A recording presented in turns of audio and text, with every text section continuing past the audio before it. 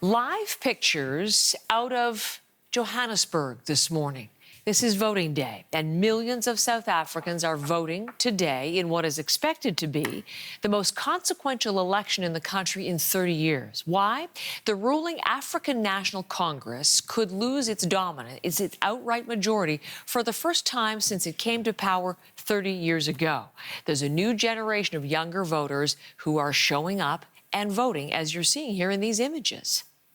So yes, I'm excited, but very nervous because it is a big decision. It's obviously our first time and we don't really understand the inner workings of politics that well, and we're trying to gather as much information as we can, do our own research, and coming to conclusions has been really difficult because, you know, there's so much pros and cons that each party has.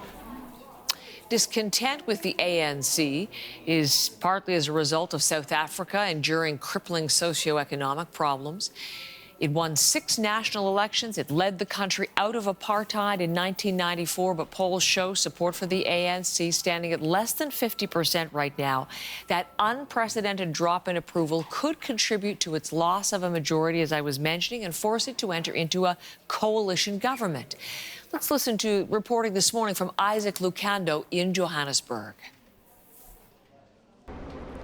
I'm here in Sandton, South Africa. It's in Johannesburg. It's a suburb, a very affluent one at that, and it's in stark contrast to a place like Alexandria, which is not very far from here, where there are extreme levels of poverty.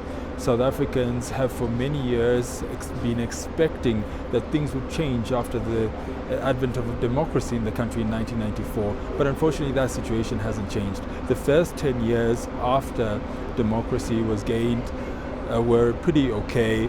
That gave a lot of promise to South Africans that things would change, but unfortunately that hasn't changed, and this is why South Africans are coming out to vote. Fortunately, in this particular polling station that I'm in, there are about 1,900 people who are expected to vote here, and they've been flowing in since the early hours of the morning and are expected to continue to do so in the late hours of the afternoon.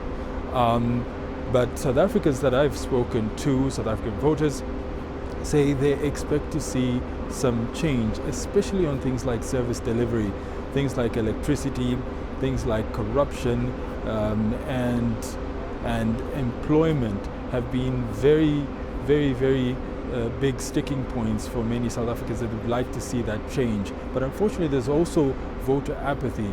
18% of the registered voters are young people, which is in stark contrast to the fact that over half of South Africans are young people between the ages of 18 and 30. So it remains to be seen how this particular election will pan out, because at the end of the day, the ANC that has been ruling this country for the last 30 years could see itself disadvantaged and maybe have to find a coalition to continue.